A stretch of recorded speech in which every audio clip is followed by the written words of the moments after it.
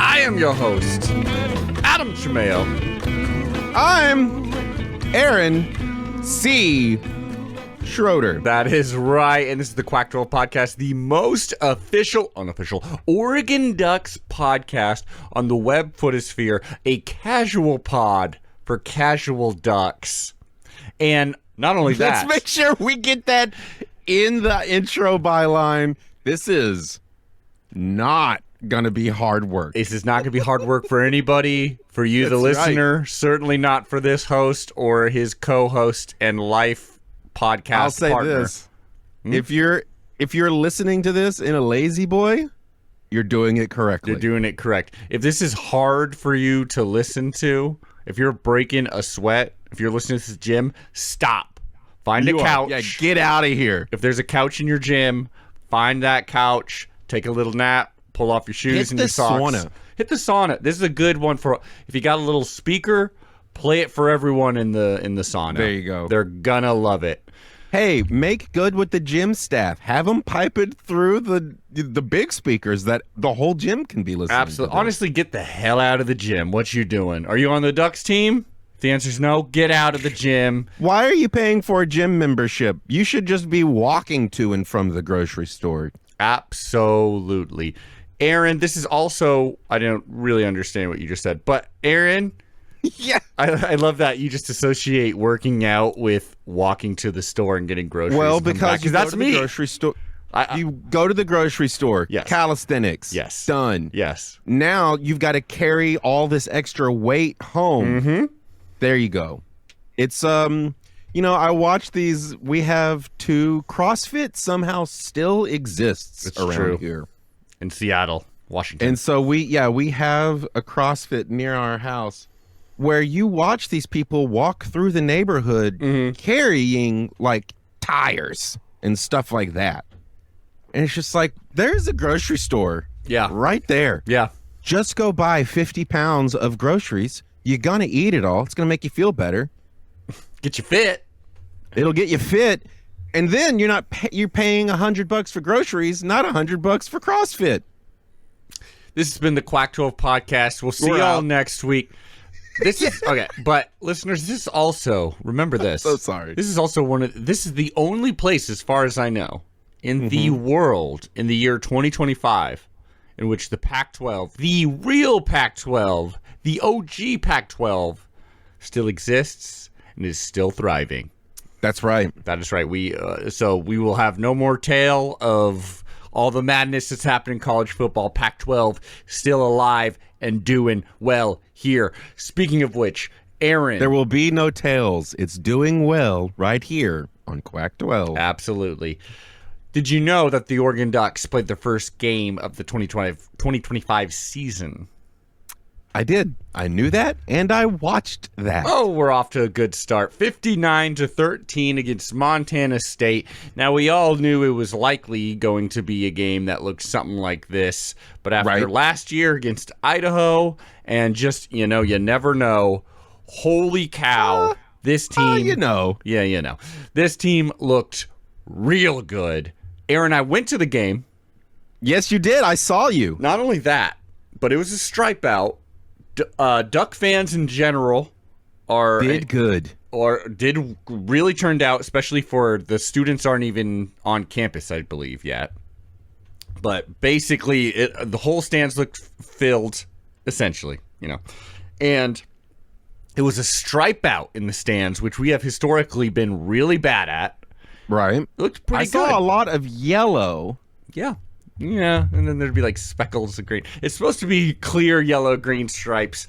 Obviously. The Big Ten in general, I don't know why I'm bringing that up there. It's not like it's our conference, but they're a lot better at doing the stripe out typically, or like color coordinating. We're trying to get there. And here's the deal. Let's hear it. It makes sense that the rest of the teams are really good at this like crowd participation that creates a bit more of an event, if you will, because what I do not miss about the Pac-12 is the broadcasting. Yeah. Dude, watching this game, the announcers sounded like professional. They had great banter. The image quality is superior. It felt like the graphics look better. Everything about the broadcast was like, oh, well, this is just a better produced product. Just a little So more professional. It makes sense that the audience is also into it, right? Because they're used to a certain level of shine. Yeah. They're not going to go in there and, muck it up. Exactly. And like, we got to get better at it, y'all.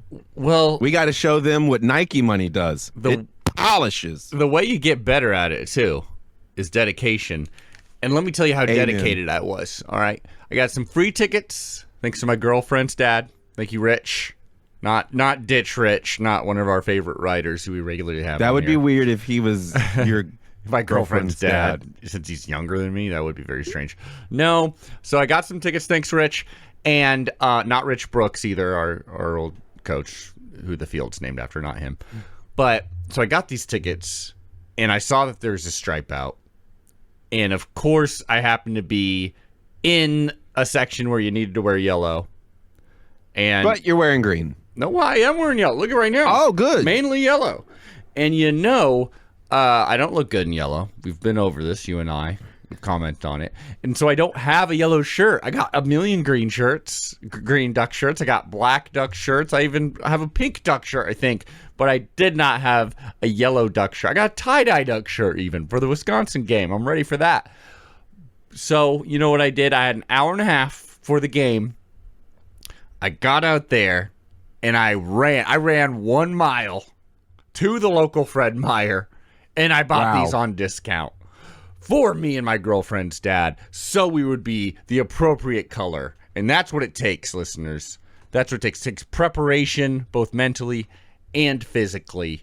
Yep. Even if you're down, even if you don't have a yellow shirt, or let's say you're a mascot, a duck mascot, and you run out of the tunnel and you trip and your head falls out and you have to run back into the tunnel before your secret identity is revealed. Did you see that, Aaron? Yeah. It did happen. It was funny. It made me laugh. I had people, I have a couple of friends, who hit me up in my DMs and wanted to know if that was me in the mascot costume that tripped and fell. And what did you tell them? I told them I will not reveal my secrets. Very good answer. Proper answer. That's right. I mean, look, I'm glad you went to Fred. You said Fred Meyer's? Fred Meyer. There? Yes. I'm glad you went to Fred Meyer's because not a sponsor could be. It made you look good on the big TV when I was watching. Thank you. Absolutely.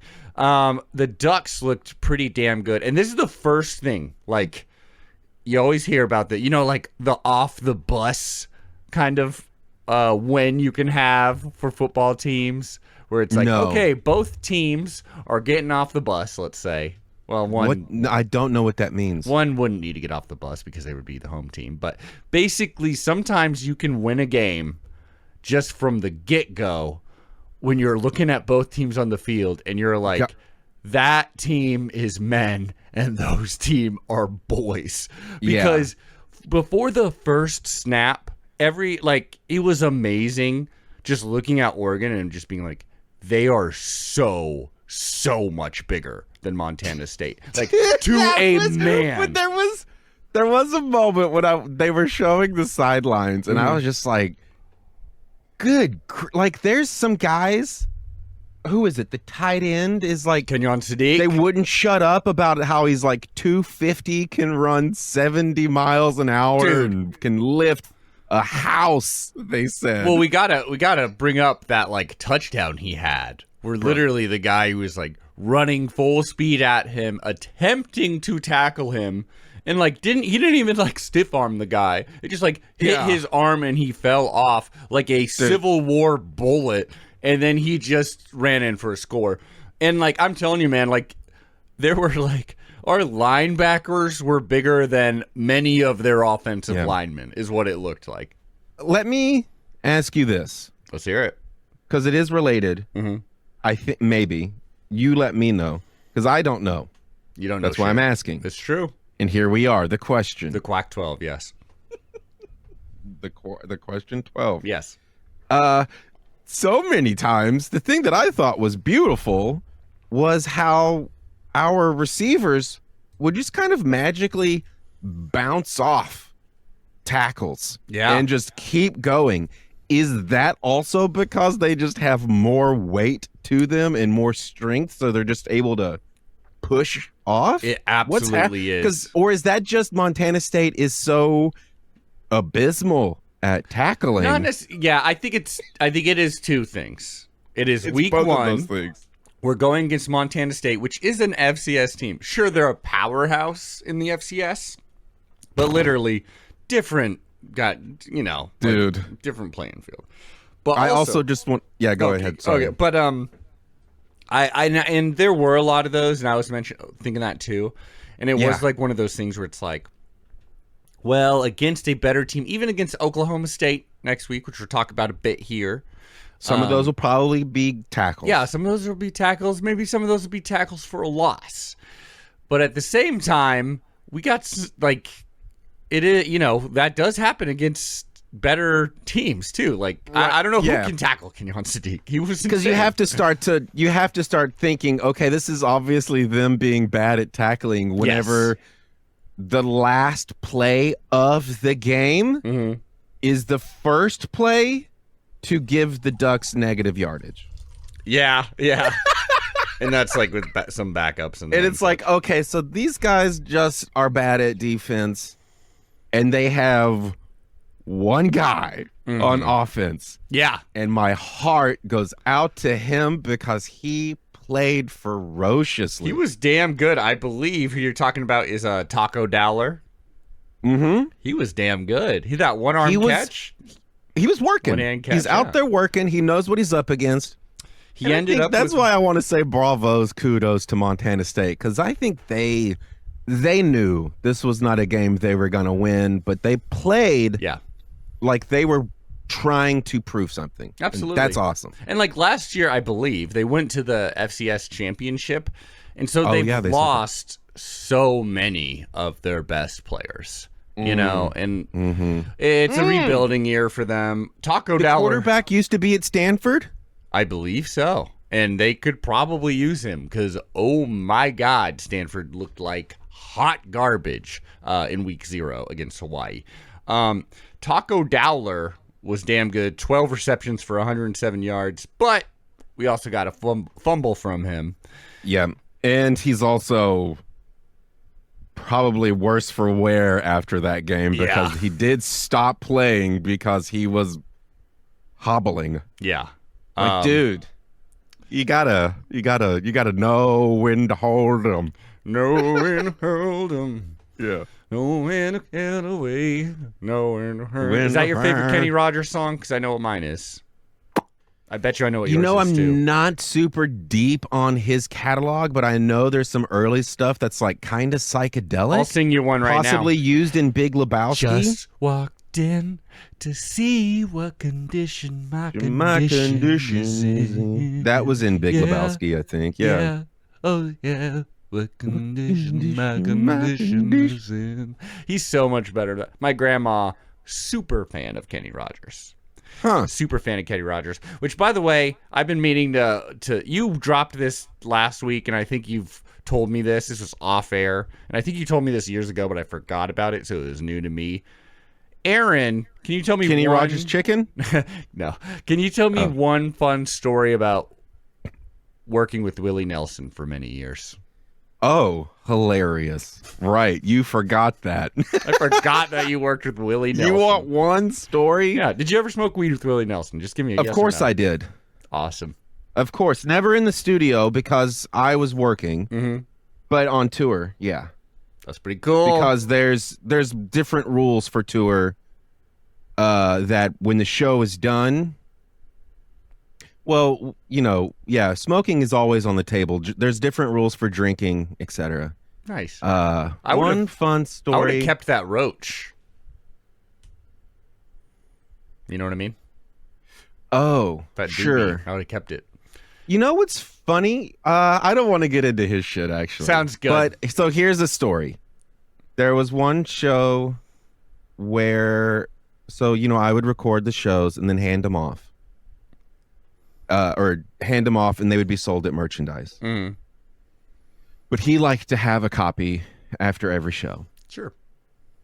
And so the next day when we get to wherever, we're in a parking lot. Probably was some kind of fairground. But we were in a parking lot. I go over to his bus, knock on the door. I'm like, hey, I got Willie's recording from last night. And I go on, and it's just the casual chit-chat. Mm-hmm. But I'm like, hey, where's your... He always had a bicycle on the back of his tour bus because he liked to ride his bike. Okay. And I'm like, your bike's gone. Where's it at? And he goes, somebody stole it. Oh. And I went, what?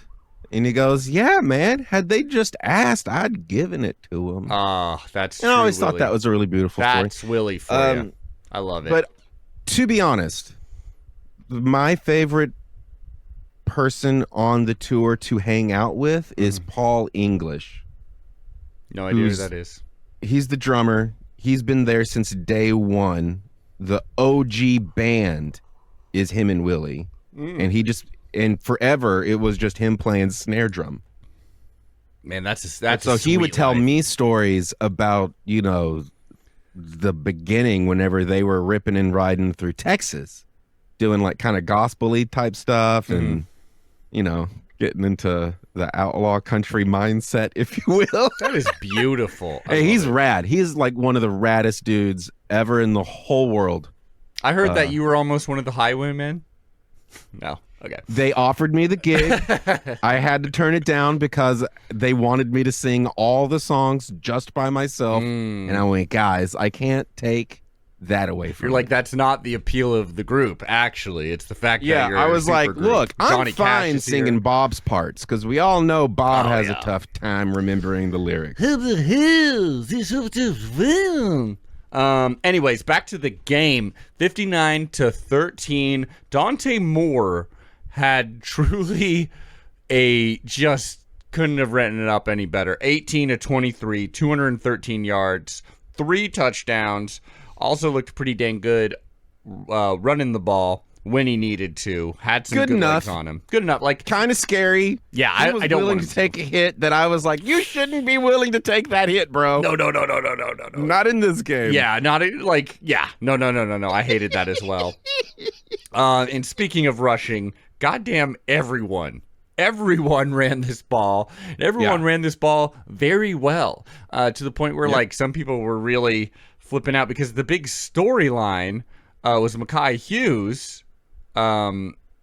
He transferred in, and people were really wanting him to take over the job, really, because on paper he should have been like the number one, but I mean Noah Whittington, Hill, Jordan Davison, the freshman, actually really had a good game. He had 3 touchdowns. I don't really think it means anything. But still. it means 21 points. It means 21 points. Yeah, I mean, I don't really think like some people were even speculating, like, I don't know, limited time. Are they holding him back for some reason? Is it a tactical reason? Like, you don't Who? wanna... Holding who back? Mekhi Hughes, because he transferred in. He looked Sure. And like all the report was like, oh, he is the next great running back from Tulane. But I don't really read too much of it. I think it was just week one. All our running backs looked good. I don't think we should really think anything about it. I bet you during Oklahoma State we'll see more of him.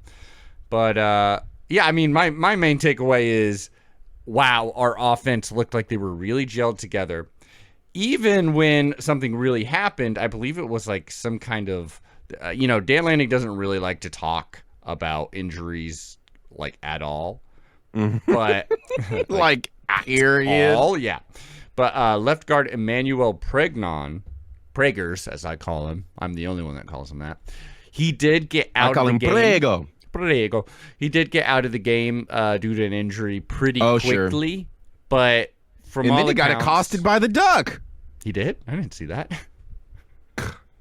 I was there. Really, it was super sad. He's trying to get back to the locker rooms, head into the tunnel.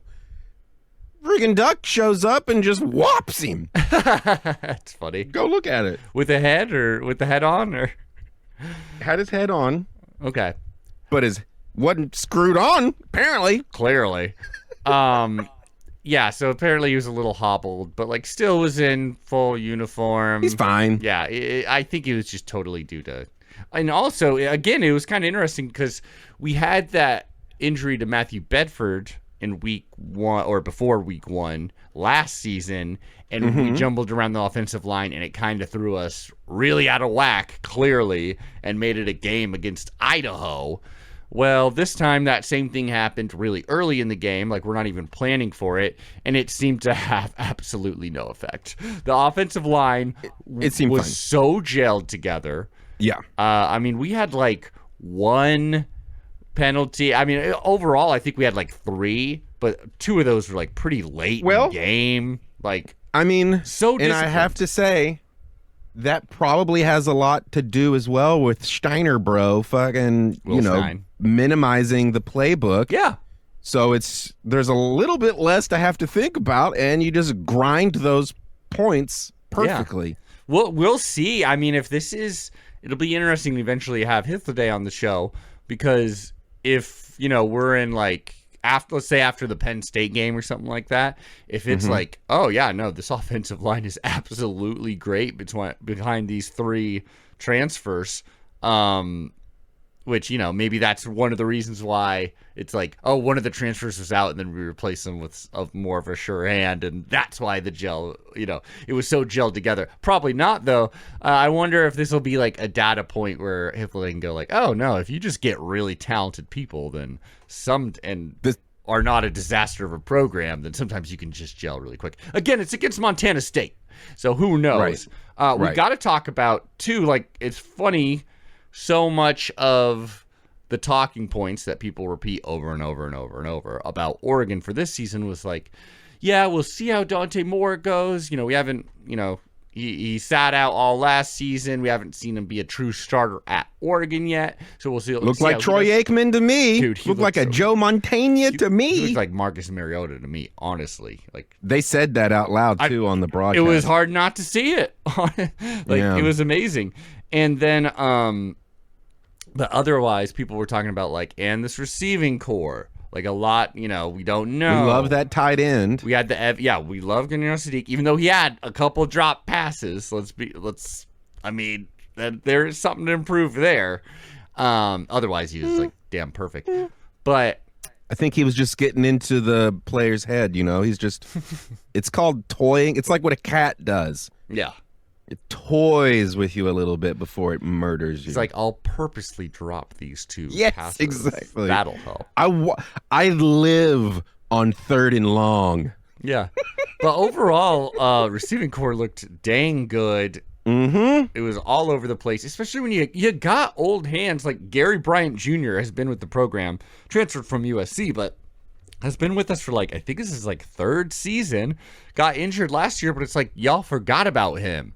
And he looks great. DeCorian Moore, big time. I mean, freshman, but like one of the, I believe the top receiving prospect we've ever had actually play here, and looked the part immediately. There was one very funny part, I believe it was on Gary Bryant Jr.'s touchdown, where DeCorian Moore was like super into blocking, which again, as a freshman. They showed that replay pointing him out. Yeah. Right. If you're doing that as a freshman, that is such a good sign. It's like that's how you get touchdowns. Yeah, I mean that's how you get play someone as a team. touchdown. Exactly. And there's a funny interview afterwards where someone was asking Dan Lanning. He's just like, yeah, like, you know, that was pretty cool to see that effort. And Dan Lanning was like, yeah, that was really good. I was really happy for him. He was blocking the wrong guy, but he blocked the hell out of that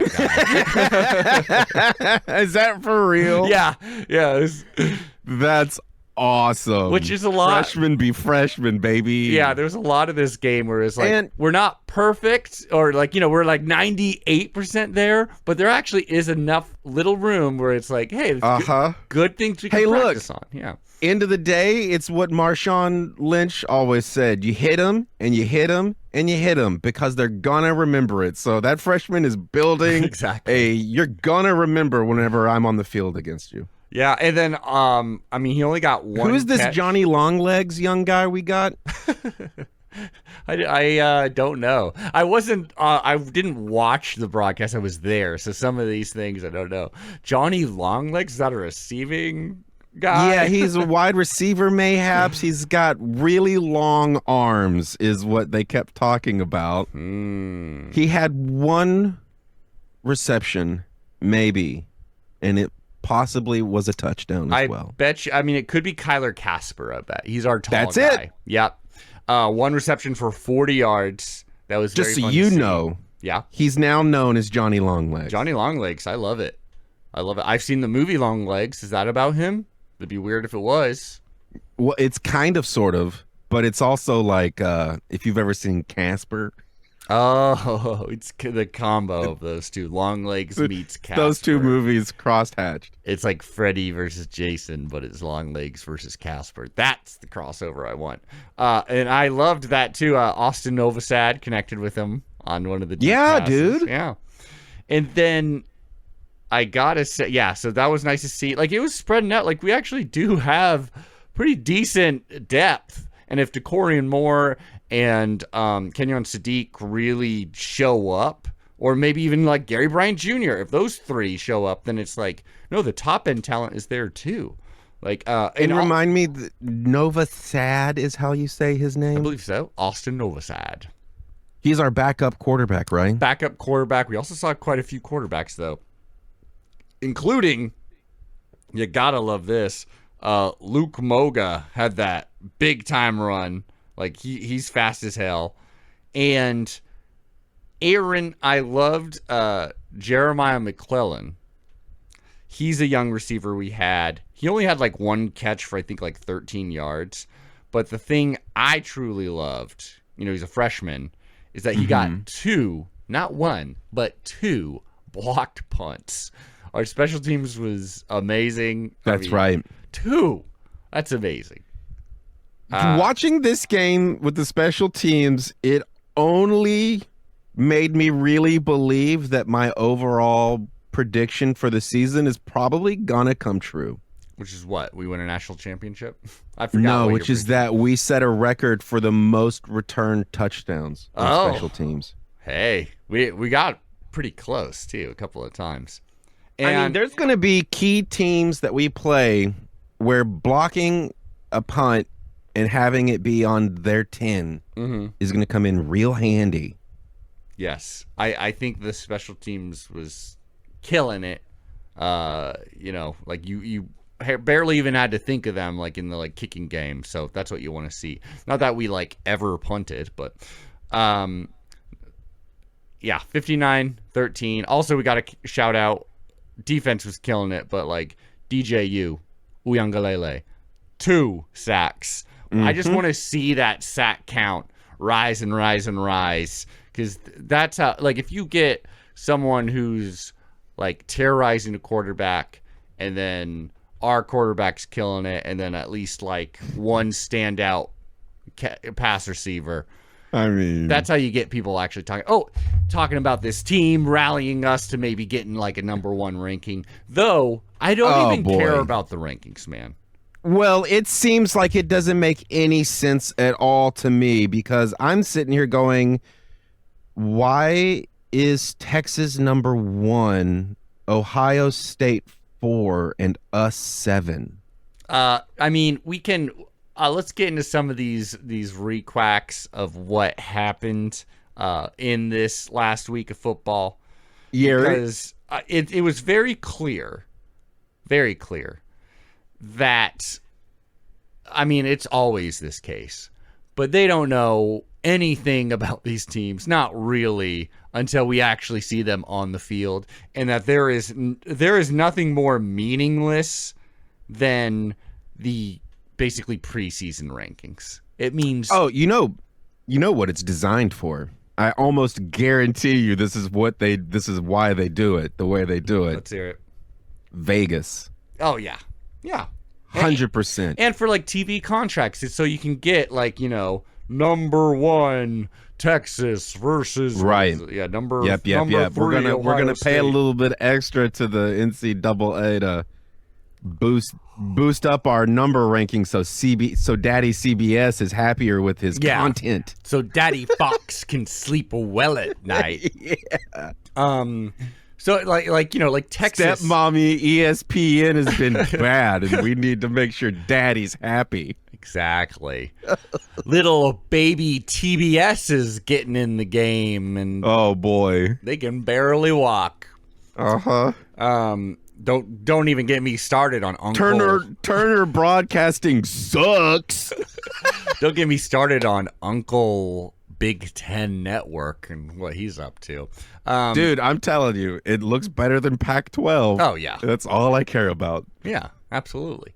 Too bad that's our conference though, the Pac-12. We'll always be here.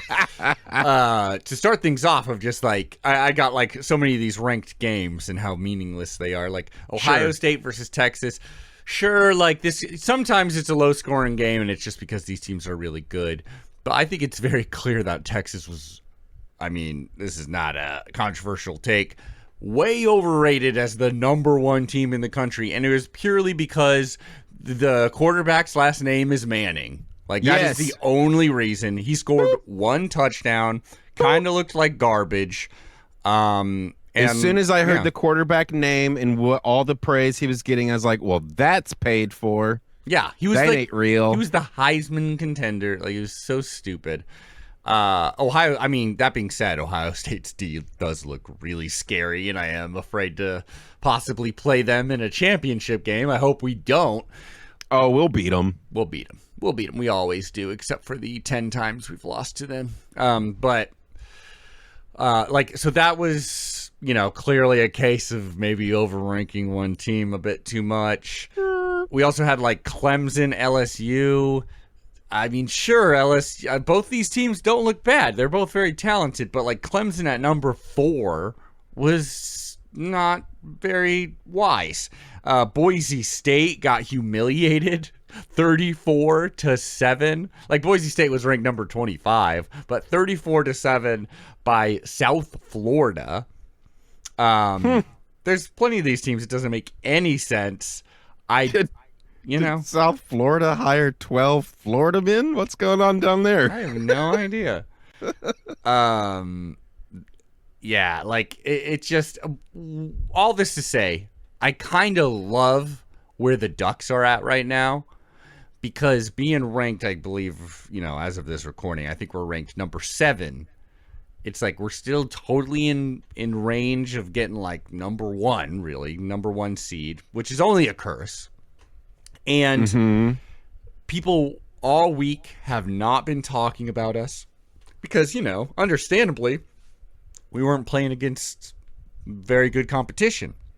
And that's going to continue for a while, just like last season. Because like Oklahoma State, spoiler alert, doesn't look all that good, and we're like just about a 30-point favorite. And wow. Yeah, I mean, who knows? It's definitely a step up in competition, but they just don't look great, and they're in a rebuild year. And then after that, it'll be like Oregon State, and until that Penn State game, people are not going to be even talking about Oregon all that much or watching the games because we're West Coast and there's better stuff to watch, quite frankly, if you're not a Duck fan. But I love that seems odd and wrong. No, everyone should be a Duck fan. I've always said that, but for some reason they aren't. It's the Seahawks syndrome. It's one of those deals where it's like, don't you realize you've got like the most exciting football team on the field over here that you could be watching every week, and you will always be entertained? Get out of this. It's city. like that, but we're actually like a good football team and competitive to be best in the entire sport, So it's kind of what? You're right. I always think of the Seahawks for that Super Bowl run year. Yeah, I know. I'm right there with you. That's the one and done for me. If the jersey doesn't say Chancellor on the back of it, I'm not watching it. I had many of friends texting me being like, these Seahawks jerseys look like Duck jerseys. Just so this season? Yeah, this season. So keep your eye out. Interesting. We're rubbing off on the NFL even. But I'm just saying, like, I kind of love that, like, no one's thinking about Dante Moore, but they will, like, especially by that Penn State game. Everyone's being like, yeah, Oregon, they're probably contender, but we all know they don't get that far. Or, like, they were good. They went 12-0 last season, but I'm sure it's a step, like, they'll have to rebuild from that. It's like, no, this team legit has the potential to be better than last year's team, to be Will Stein's best team this season. Billy Steiner, bro, is, I'm telling you, coming out 6 guns blazing, baby. Boo, boo, boo, boo. Yeah. Like, we have everything on paper right now to actually for this to be the freaking year where we win the chip. I knock on wood. And there's no team right now, like Texas was supposed to be one of them. Clemson was supposed to be one of them. There's really no team that everyone's like, this is clearly the number one team.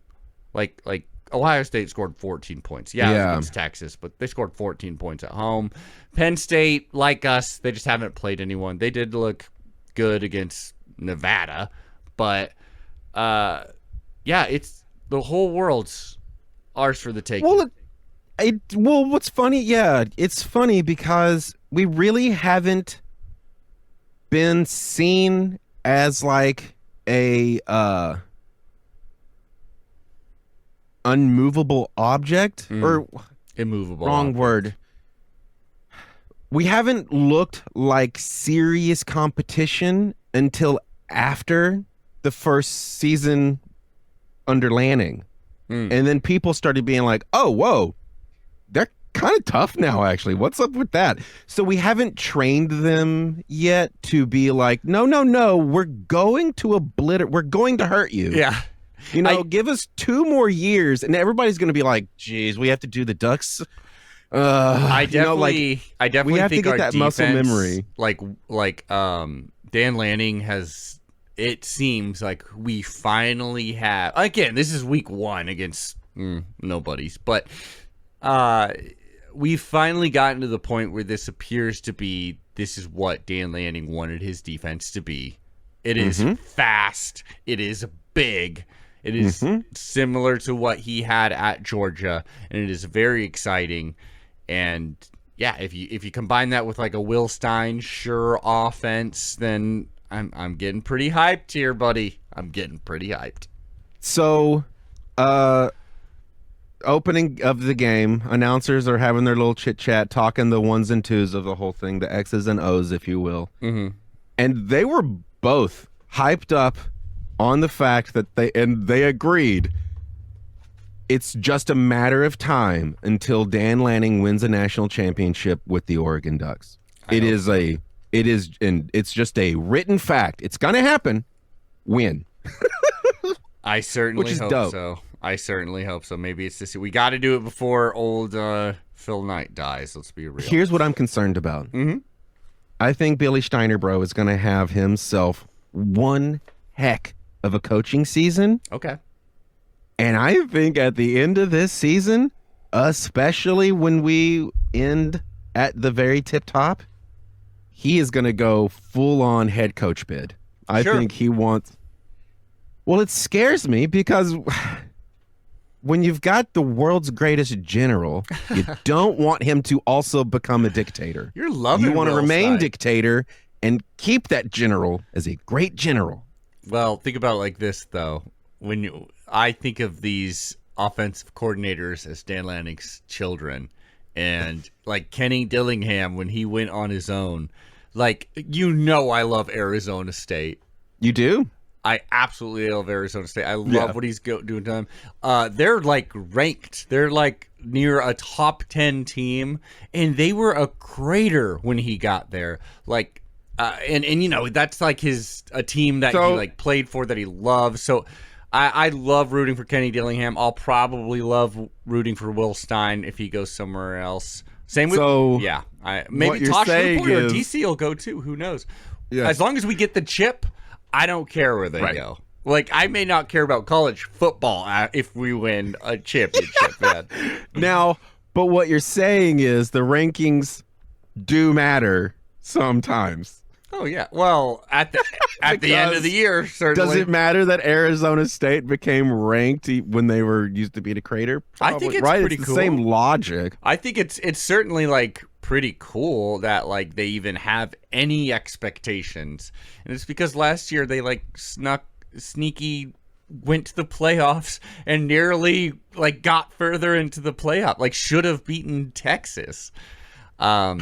Yeah, I'm very. I guess I forgot. I guess the Ducks weren't playing, so I wasn't paying attention. Yeah. Yep.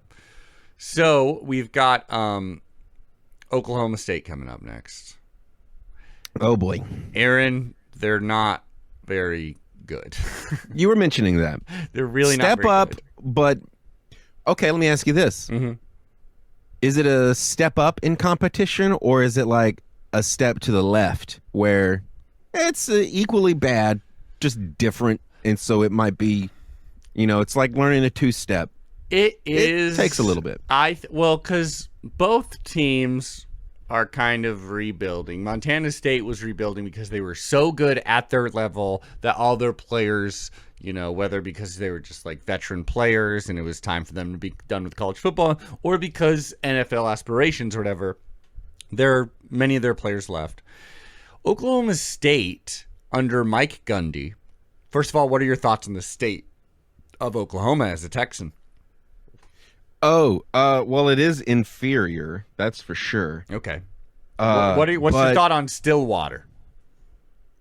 Stillwater? Yeah, you ever been there? I think that's Stillwater, Oklahoma. Am I crazy? I don't know that I've ever been to Stillwater. Is it outside of Oklahoma City? I have no idea. Is it somewhere near Tulsa? I think that'll be your answer. Is you just you never even thought about it. Now they are a program kind of like us that is built on like one billionaire fan. Oklahoma State is based in Stillwater, Oklahoma. Mm-hmm. Okay, that's right. And what is their mascot again? They're the Cowboys. See. That's why I don't know anything about them, because as a Texan, there's obviously only one Cowboys. There's a different Cowboys team. Yeah. So it's they got completely mind erased. Yeah. So they had a old like billionaire financier named T-Bone Pickens. Sounds like an oil man. He was. And there it is. He died a couple of years ago, and so life will do that to you. It made me reflect on our situation where I was like, man, we got to win a championship quick because we can't have this money drying up. And not only that, so they've also had Mike Gundy is their coach. Yeah, who's this guy? What a name. A lot of times he has a mullet. He's been there for like 20 years. He's famous for many rants, some of them fun, like when he was pissed at the media for talking crap about his team, and he goes like, "Come at me! I'm a man. I'm 40." Like that was one of his favorite. That's like the good side of him. Other bad sides. I remember one of his players got in trouble for like drinking and driving, and he like he went on the mic and essentially said like, "Hey man, like if 2 or 3 beers and then driving is like a DUI, then lock me up," because I've done that too. Hey, I mean, honestly, a lot of people do that. But so let's make a point here so that we can put some West Coast. I need to get some West Coast rational thinking going on here, because sometimes the West Coast forgets stuff. Yeah. one of the reasons why Oklahoma sucks is because they have harder alcohol laws. Mm-hmm. So like a Budweiser normally I think is like somewhere between 3.6 to 4.2 alcohol content. Mm-hmm. In Oklahoma it's capped at 2.3. So you are just kind of drinking water. So for real, still water, drinking 2 or 3 Budweisers, you're like, so you support his. There was one and time we driving, went to Oklahoma because we were like, we're gonna go hang out on this Lake Eufaula, and we're gonna do some riding, and it's gonna be epic, and then we're gonna come back and we're gonna record, like what we got inspired from. Mm-hmm. Brother Bear, let me tell you, it sucked because we had to buy so many beers that I would have a headache from drinking beers before I had a buzz. It was brutal. So anyway, I heard whenever you compare that to an 8% IPA from Oregon, 3's gonna mess you up. So I vibed that statement. I see where he's coming from. I get it. I hear beer in Oklahoma is like having sex in a canoe. How's that? It's fucking close to water. Correct. That's absolutely correct. All right. Fun fact. Okay, so when I worked at Willie's studio, here's your fun story. Okay. When I worked at Willie's studio, there was a metal band from Oklahoma that came in to record, and they were like revved up, ready to be amazing. Like they had beautiful attitude for it, egos out the wazoo, ready to rock. Bring in so many, and I always think of Budweisers because of these guys. But because that was their drink of choice. They had like so many 48 packs, like the cubes that you can buy. They were just stoked to riff and rock and drink beers. Into day one, they were floored. They could not stand up. And luckily, that studio at the time had this apartment complex that rooms could be utilized. Mm-hmm. And so they all had to crash there because there was nothing for them. They couldn't play by dinner. They were just sloshed. After 20 PBRs or whatever. Yeah, Budweisers. Because, they just weren't prepared for that extra dose of alcohol. I get it. Anyways, okay, so there's your fun story. So, Aaron, this team was terrible. Was straight up terrible last season. They went 3-9, I do believe. Yikes. Their last 9 games they lost. All of those were conference games. So basically they like won some gimme games and then just lost to every actual competitor. And they used to be like a run-centric team, and even last year they could barely run the ball. And this season, and they would point out this is a really bad sign. They are one of the teams most in the country reliant on transfer players. So the chemistry is going to be off completely. It's weird. It is really weird. They played UT Martin, which is, like our Montana State, like a lower level. I was going to ask what their first week looked like. Well, unfortunate, honestly. They won the game, but they lost the war possibly because their QB, who they were excited about, Haas Henny, I believe is his name, he got injured. I believe he will not be available against the Ducks. No. So they're going against Zane Flores. He stepped up, and it was a QB competition, so it's not like a huge drop off. And he's been in the program actually longer, but that is unfortunate because the other guy won the spot and is now out. So really rough start for them, honestly. We are near 30-point favorites. Yeah, that's what you're. Yeah, that seems like a nightmare for them. Mm-hmm. Let me ask you this, because for our video viewers and for myself, Are you getting these stats from a magazine? What is this? Sometimes I do. This is outdated at this point. Athlon Sports. Sometimes I like to pull it up instead of having it on my phone. God bless it. Getting You know what's really good for podcast sake is every time you lift it up, you get a fun little sound in the mic. Isn't that good? So how is it outdated? Is it just from last season or something? I mean, it's unfortunate. I love getting like the Athlon and stuff like that. But unfortunately with today's like transfer portal and stuff, there can sometimes be like 2 or 3 new editions or like someone's injured. Things happen much faster than print can keep up with. Yeah, but it's good for like little notes and stuff like that. I do like to have it. Yeah, I mean, honestly, dude, in Oregon, where they're at right now, with the way the chemistry is for them, the way they looked against UT Martin, which was like they won, it was like something like a 28-7 or something like that victory, but they were not dominant. Like we could have scored 60 on that team, UT Martin.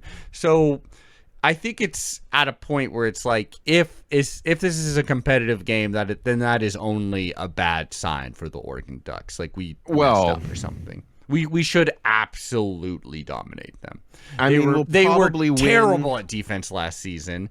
They weren't very good at running the ball. Now they're probably going to have a hard time throwing the ball. My guess is we are going to be honing in on the run, probably completely shutting that down because our D-line, both of our lines against, again, Montana State, they were just immovable, man. Like, oh my God.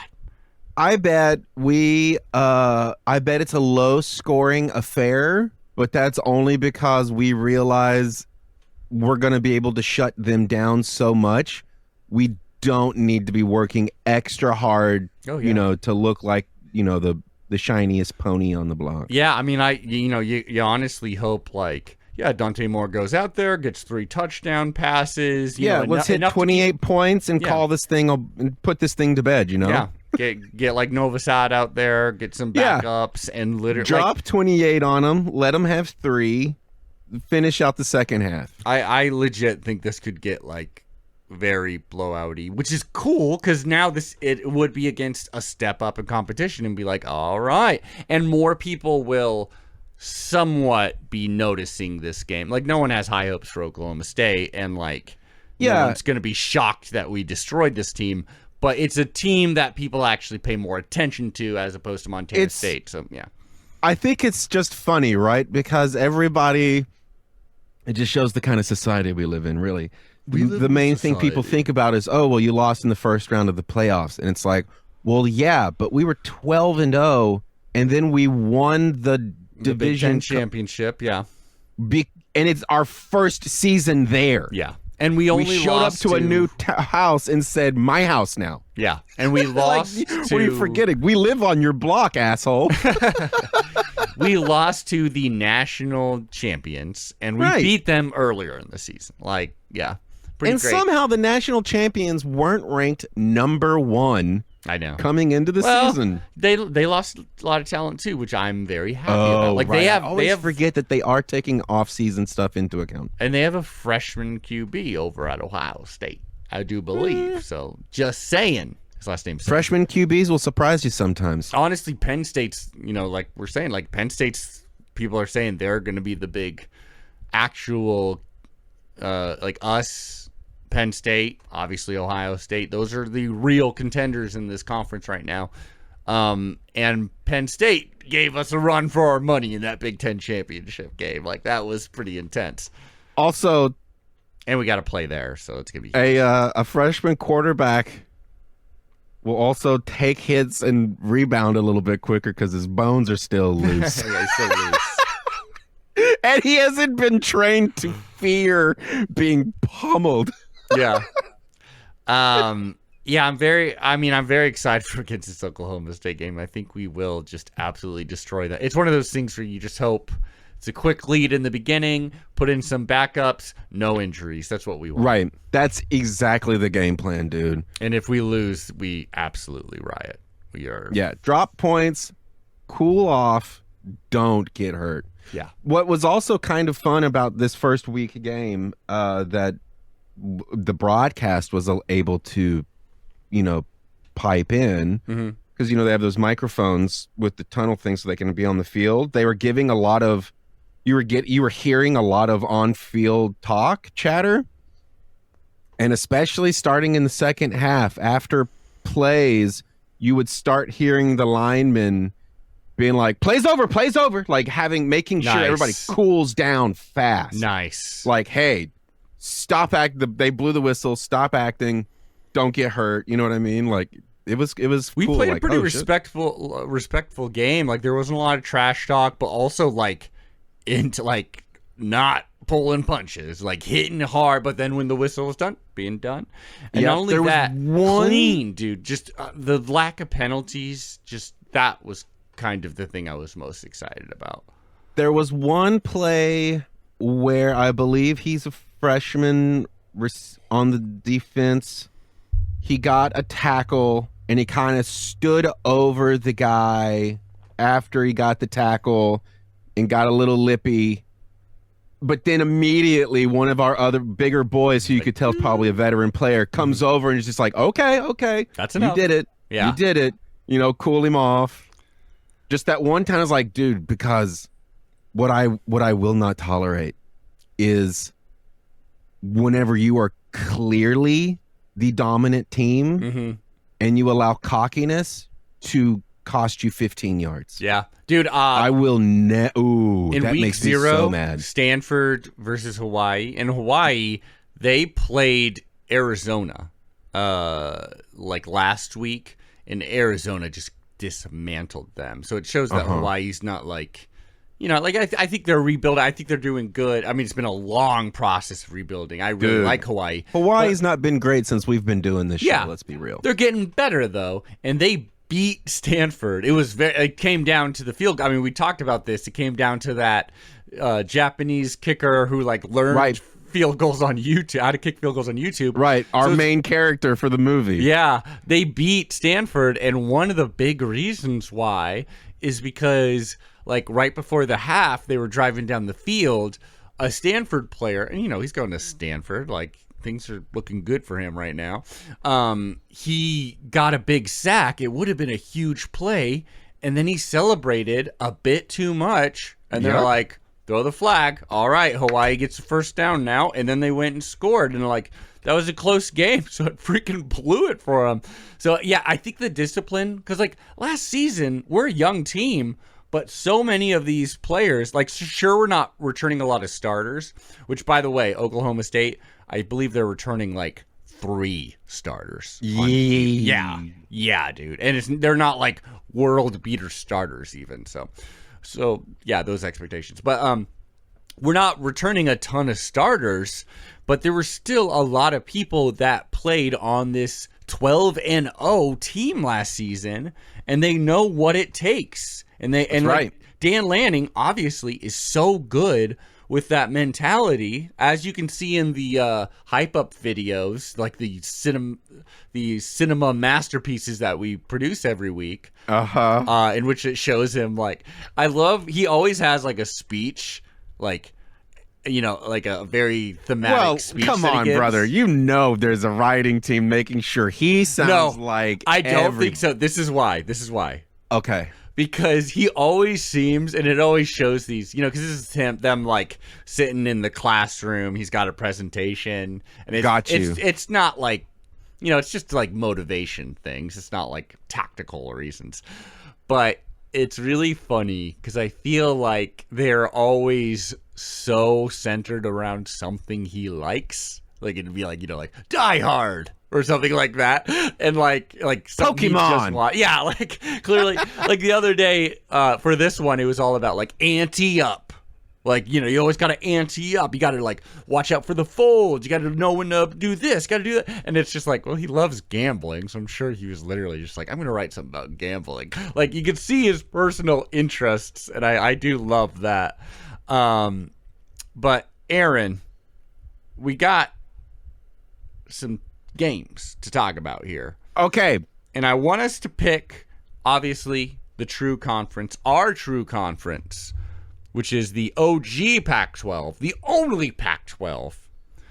And that means it's time for the picks.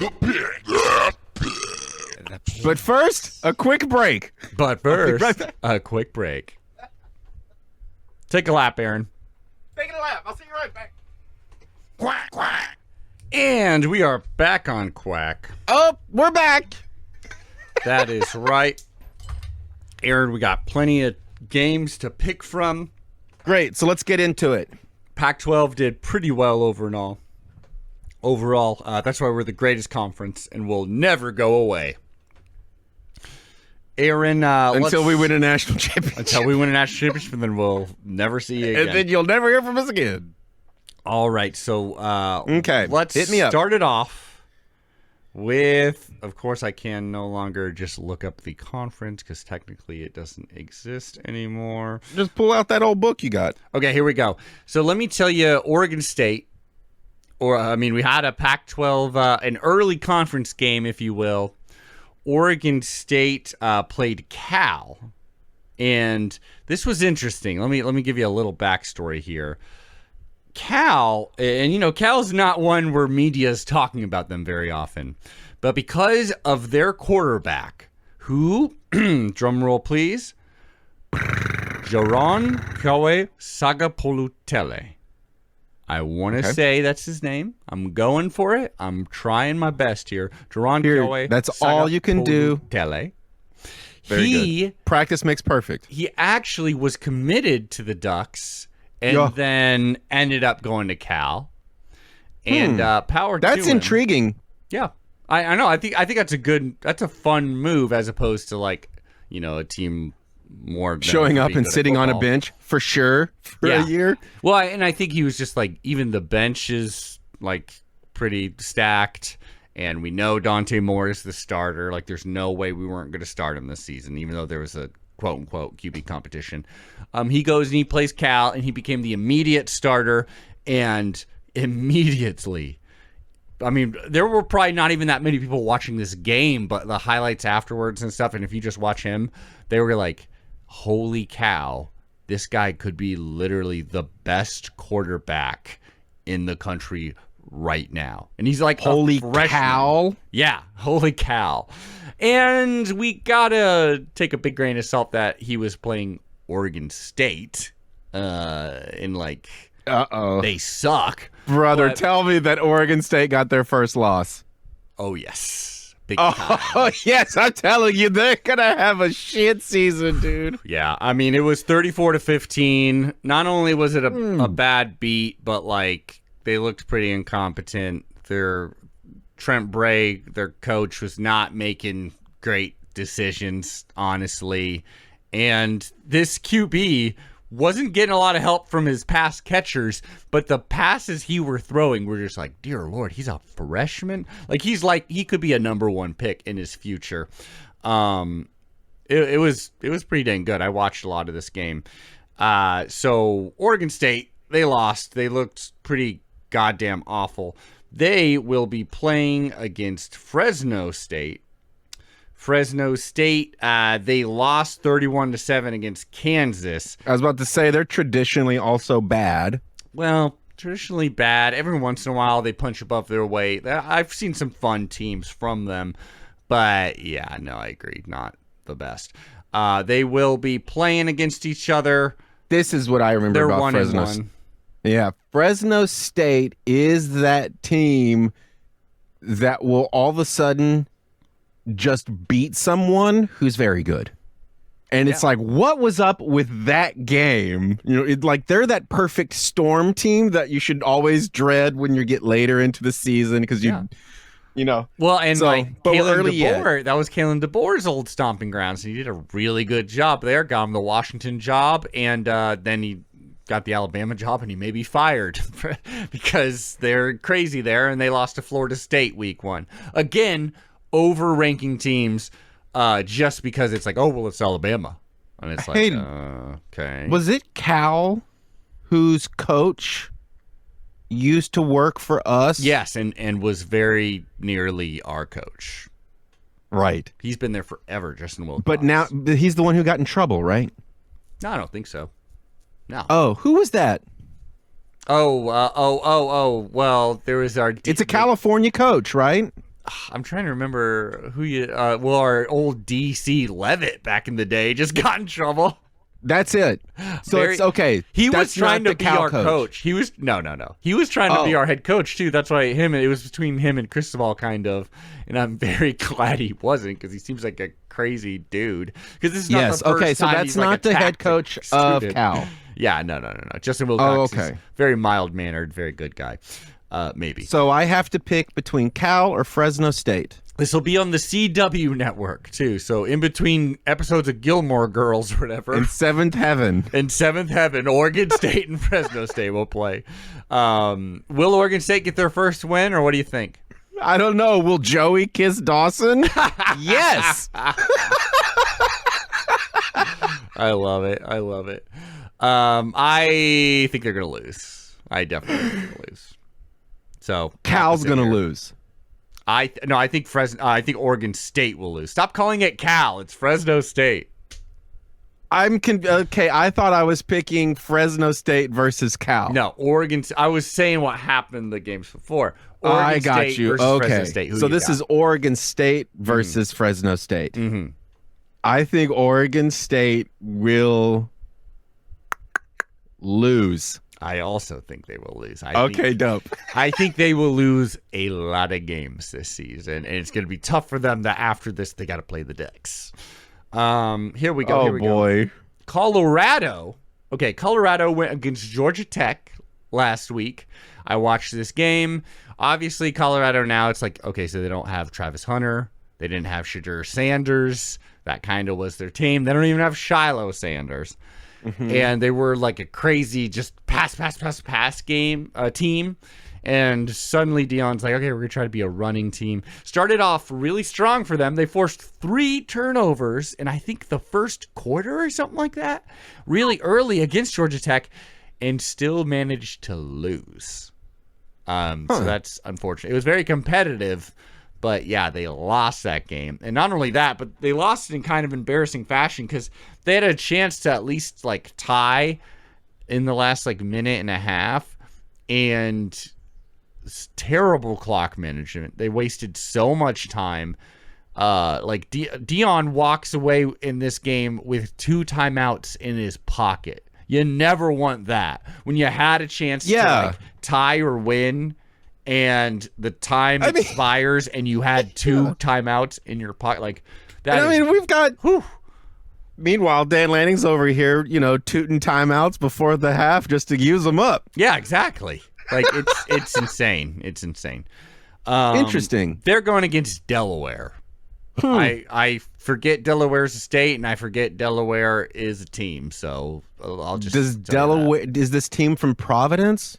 I'll say yes. I have no idea.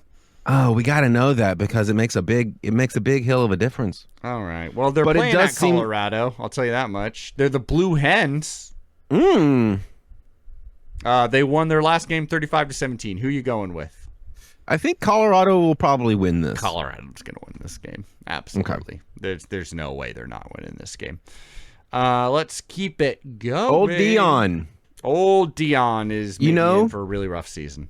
Maybe, but I'll say this. Mm-hmm. I appreciate that he didn't just quit being a head coach. I thought for sure, my money, I kept saying, was like, once Shadur's gone, he's just going to go find a different team. But no, hey, he's sticking around. Seems to be having a good time in Colorado. That's cool. Yeah. Colorado is a fun place. It is really, like, Deion in Colorado is good for the sport. It's really fun. Like, he's such a fun character. I'm glad he's there. I should say, too, this next week is going to be pretty freaking boring. There's not a lot of great games, certainly in the Pac-12. Because, again, we got, like, Texas Southern. Okay, again, this is going to be cute. I only know Texas Southern through basketball, and they're not even especially good at basketball. Apparently, they have a football team, and they're playing at Cal. Cal just whooped Oregon State, I believe at Oregon State. They kept cutting to a guy in the stands, like a 40 or 50-year-old man who was just a Beaver fan, I believe, just dead asleep. It was so funny. Like, he was just like, that's how bad that game went for the Beavers. So now Bummer. Texas Southern is coming to Cal. Who do you got in this one? Who maybe has the best QB in the country? Right. Yeah. So I think Cal's gonna win it. Cal's gonna win it. Yeah. It's not the most exciting week. Maybe I'll actually look out for that. I don't know how I would ever see sports highlights anymore, but maybe I'll do a Google search. I mean, Google is a great way to see sports highlights. Yes. Now, again, we got another one. Not exactly the most exciting game. Cal Poly, the Cal Poly Mustangs, they will be taking on the Utah Utes. Utah Utes, actually, once again, Kyle Whittingham there for the millionth year in a row. They dismantled UCLA, like really humiliated them in old Utah fashion by just setting up 3rd and shorts and then just ramming it down their throat. Like new look, new QB, new OC for Utah, but they kind of looked like old school. They were able to be old school Utah against a bad Cal, who now has a new QB, formerly of Tennessee. He wanted too much money there, so they're like, bye. And so now he's playing at UCLA, but it's the whole team for UCLA was not good. But now, Cal Poly at Utah, very hard place to play. Utah heavily favored. Yeah, Cal Poly. I mean, San Luis Obispo. Is that what we're talking about here? No idea. Who do you got? We are. Who do you Well, got? they're not a football town, if I remember correctly. So I feel like, yeah. And if you, because there was a period where Utah was a really fun team because they were pretty danged good. Yeah, dude, it may be back this season. And so maybe if they're back, that could be fun. So we're going to go Utah for the win. Utah could be really fun this season, and I would love if Utah, Arizona State was like contenders for their conference again. I think that'd be really cool. Good luck for the Pac-12 winning another conference that they're not in. Shout out to Cal Poly, though. Because one of my favorite band names of all time came from there. What's that? The group that's where they met, and they were called Sexy Keys Limousine. That's pretty good. I like it. Speaking of pretty good, and I like it, Arizona State, my team, my number 2 team, if any like truly horrendous scandal happens at Oregon, Arizona State will become my new favorite team. Them or Oregon State, but that sounds depressing as hell. But so Mississippi, they take on Mississippi State, and I believe Arizona State will have to go on the road. Number 11, Arizona State. It still blows my mind. Mississippi State, they just played USM. No, I mean, they're not really, it's a lower division. Like, it's not that big of a deal. Arizona State, they dismantled, I believe, Northern Arizona University, as you should, 38-19. So kind of meaningless, just like warm-up games both of these teams have played. Doesn't really matter. But now, number 11 ASU goes on the road at Mississippi State. So now we find out if this ASU team still has some magic without Cam Scattaboo. Who you taking here?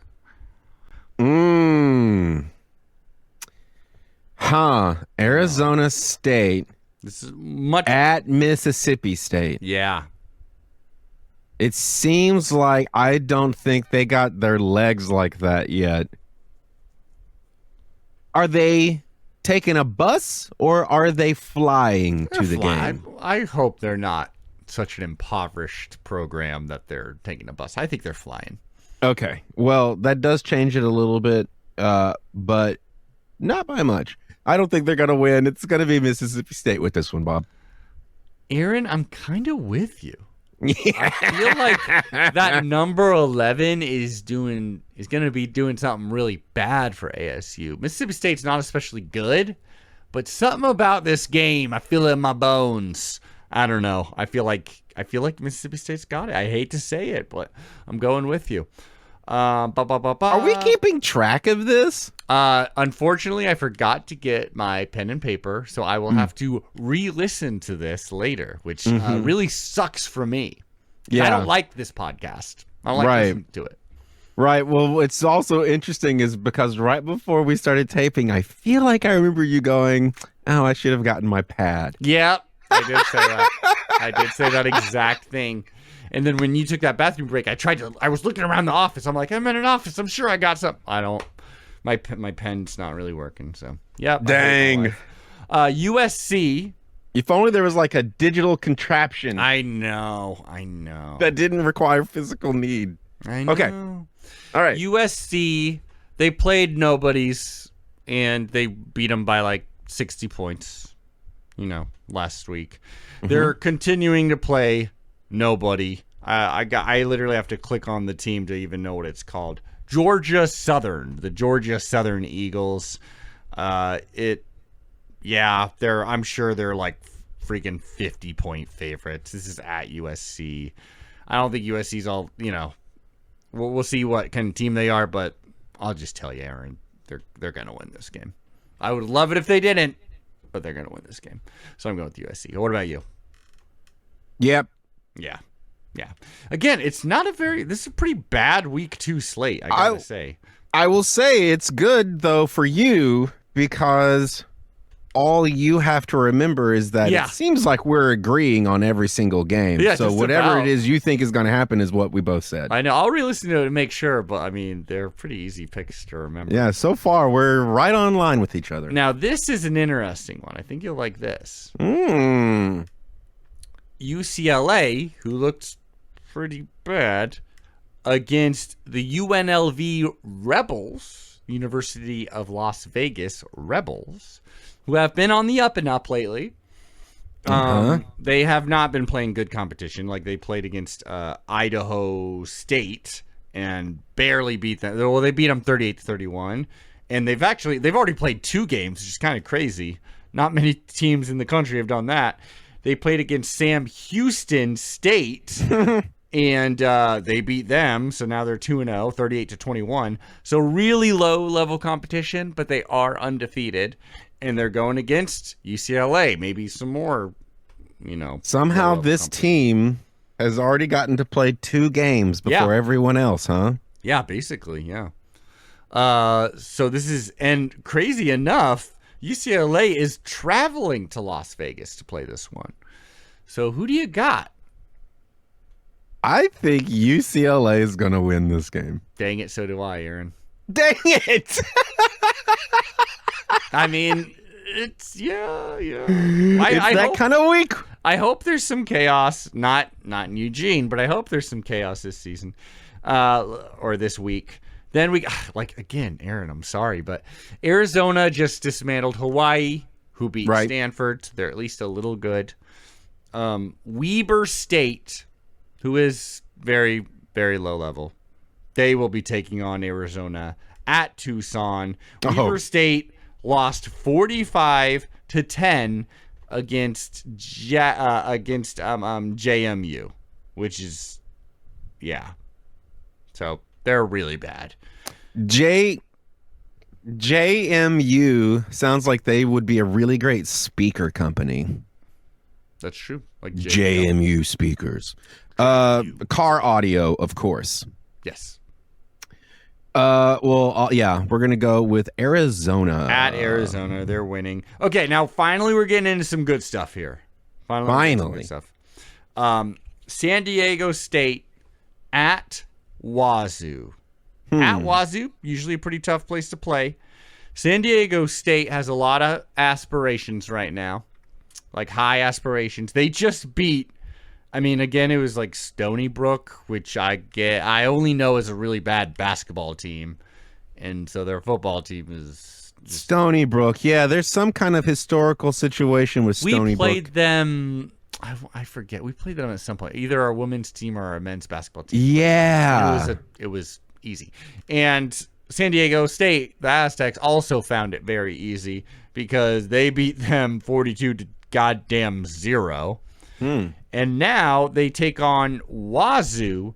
Wazoo had a very tough time with Idaho. That same Idaho team that gave us a run for our money week 1 last year. Well, they really gave Washington State a run because they only beat them, Wazoo only won 13-10. Ooh. And it took like a field goal in the end. That's different, though. That is different. Yeah. Something else is going on with that game. Well, same Methinks. with Oregon State. Like, Oregon State and Wazoo are just in such a bad spot where it was like you've been abandoned by conferences. I was about to say they had their heart broke. Left. The second you've got something good, the next year it'll be gone because they'll go to a better team. It's honestly depressing as hell because I love those teams.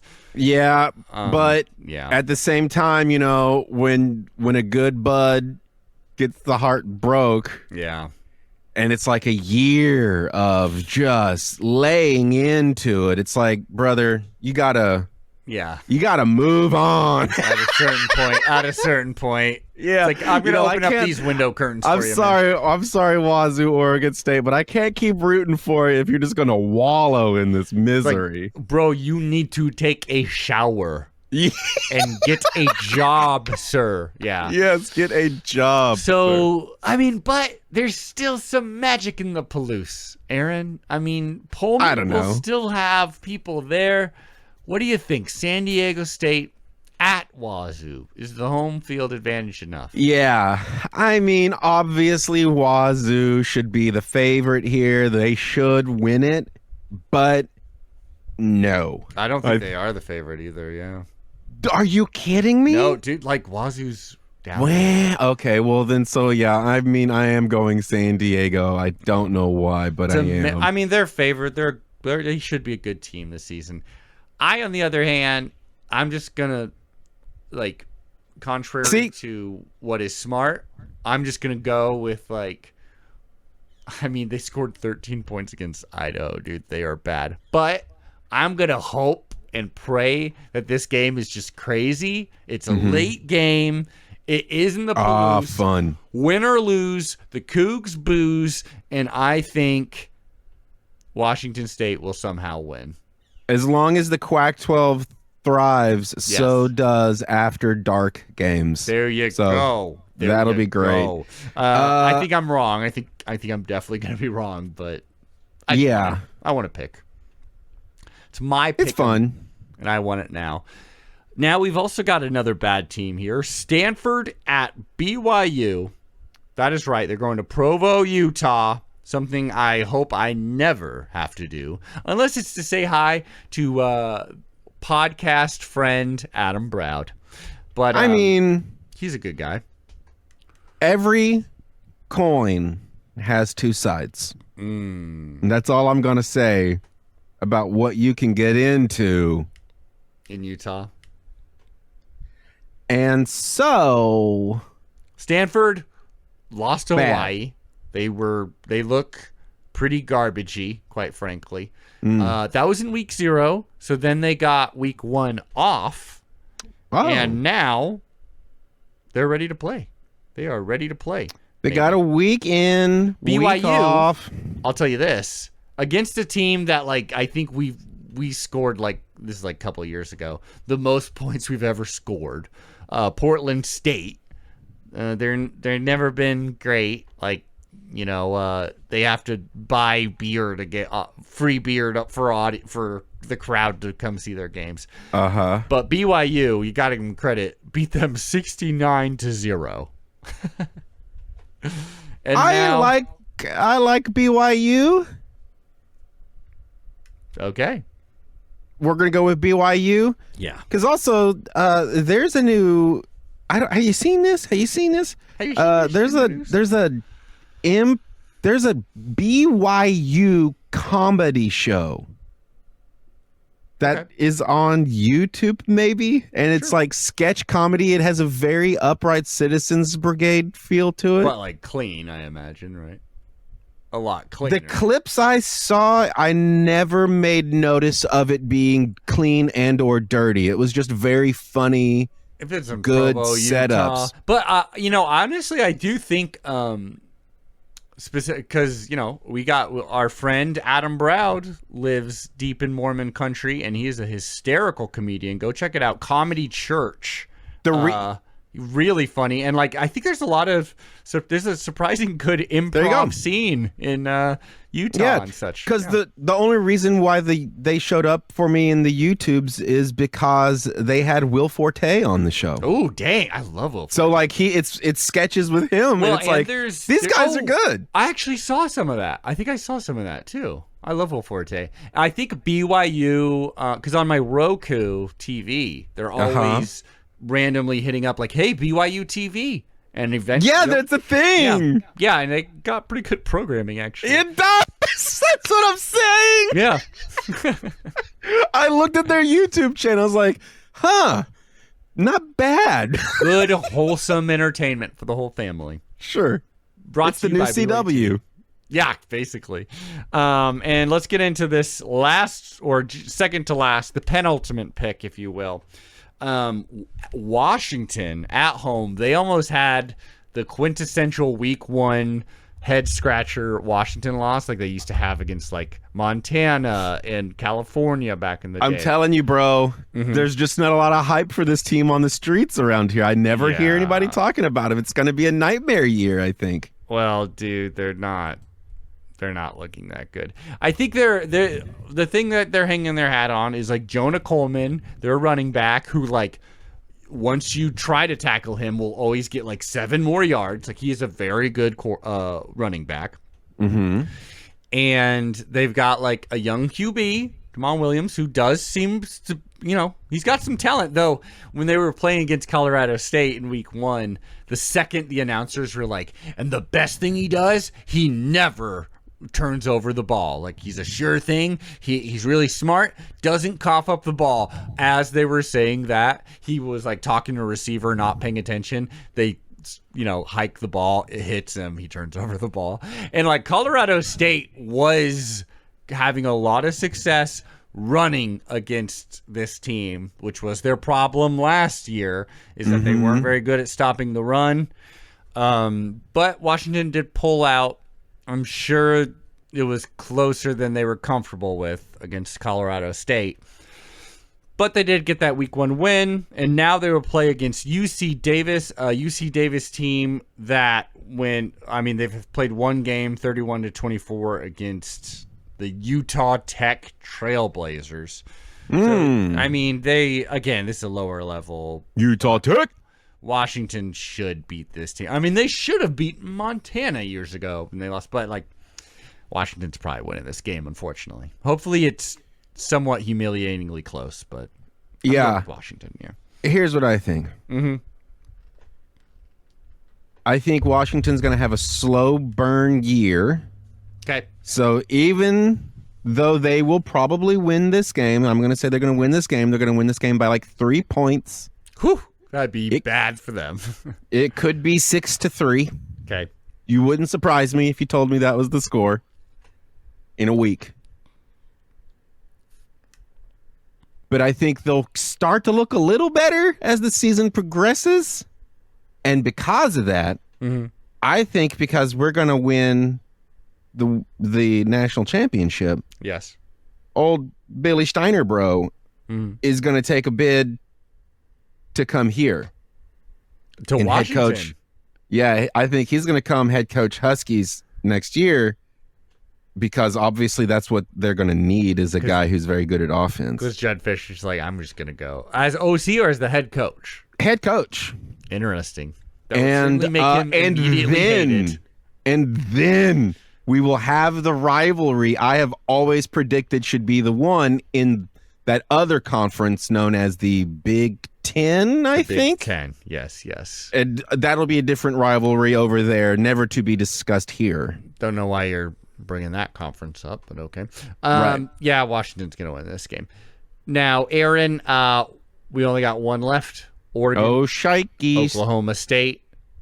I think Oregon's going to dismantle this team. And as far as my super specific prediction That's what we're really talking about. Unless you're picking Oklahoma State. No, of course not. Okay. As far as super specific, what's going to happen in this game? Yes. I think I'm going to go with Mateo Uiagalelei gets 3 sacks, which puts him at probably like in the lead in the country for sack total. I would love this, and I think it'll happen in the first half. That is crazy. That is us just really putting it to them if that were to happen. 3 sacks by the same guy in the first half means we are just blowing them out. But, hey, it's super specific, so I'll just throw that out there. What about you, man? This game will open up with the Ducks winning the coin toss. Okay. We will choose to kick. First play of the game will either be an interception or a sack for a return touchdown, and that is the beginning of garbage time.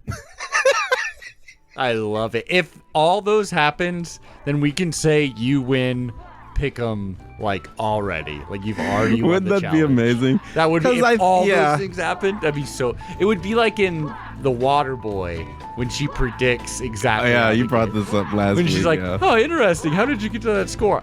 I ain't saying. It's gonna be. Yeah, well, I forget the line. Really good to bring up the same quote twice and not get it. That being said, listeners, why don't you give us 5 stars on the old Apple Podcast? Really helps other people find the show. And if you ain't watching us, what the hell's going on? Go over to the Quack 12 YouTube, subscribe, and you can see these lovely faces of ours. Aaron, it's been a pleasure. Yep, lovely faces. Oh, okay. Damn. All right, y'all. See you next week. Quack, quack. Quack, quack.